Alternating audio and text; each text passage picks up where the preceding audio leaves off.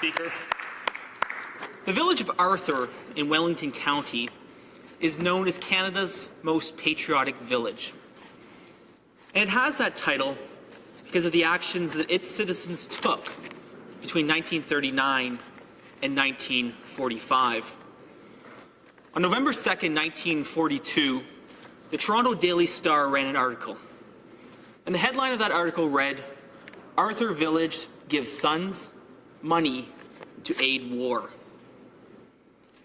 The article talked about how over 100 of the village's barely 800 citizens had enlisted to serve in the Second World War.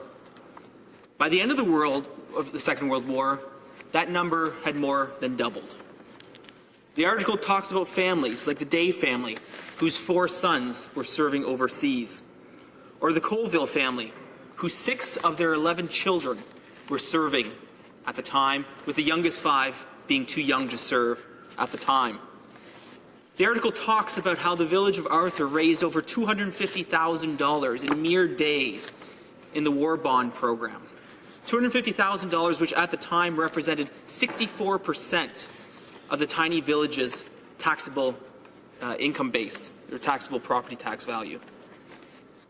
And I raise this story about the village of Arthur because it reminds me of a mural that's proudly displayed in Arthur beside its fieldstone cenotaph.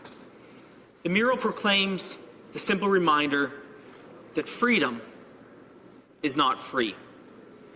It is not the actions of politicians in this place that makes us free. It's not the words that we say in this place that makes us free.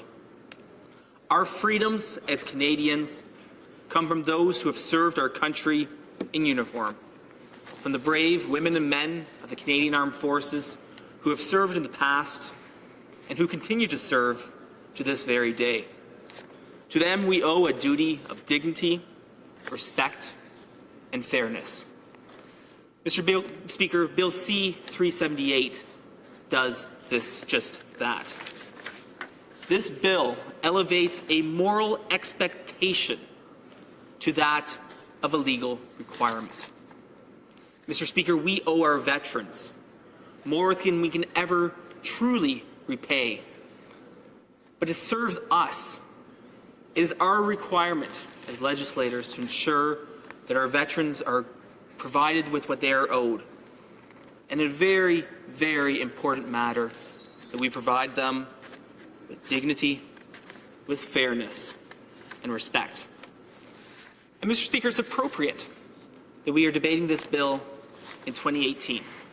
Indeed, it was 100 years ago this year that the armistice was signed and we saw the end of the First World War. We saw the end of the Great War. We saw the end of the war that would end all wars.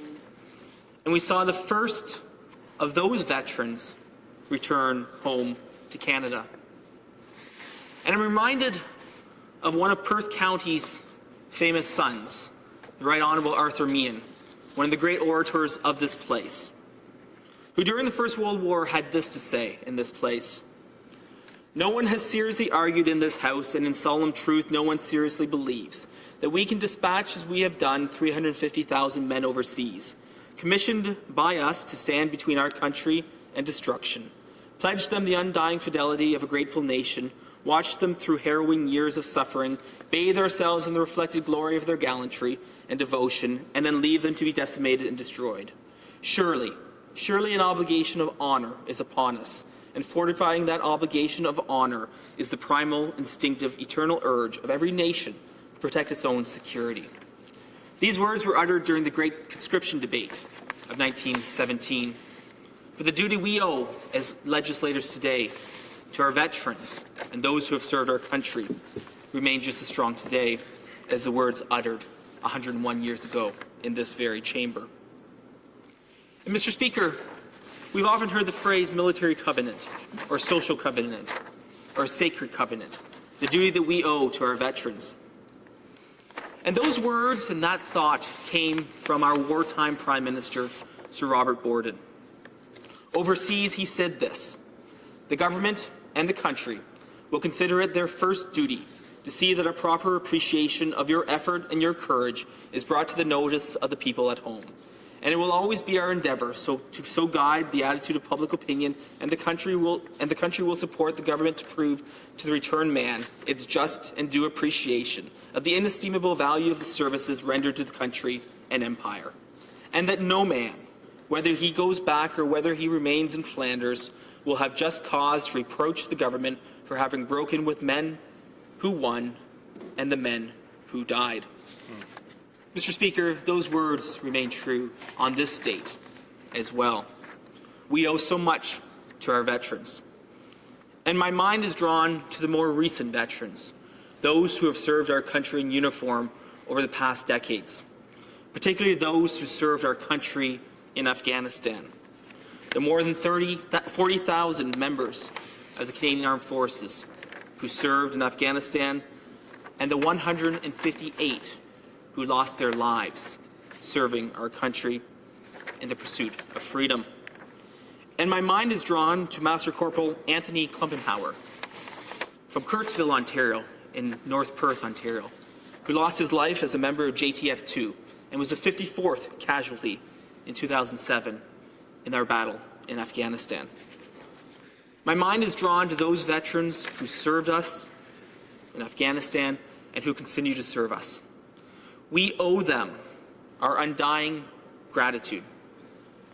But more tangibly, Mr. Speaker, we owe them a duty of fairness. And that is exactly what this bill does. It enshrines in law.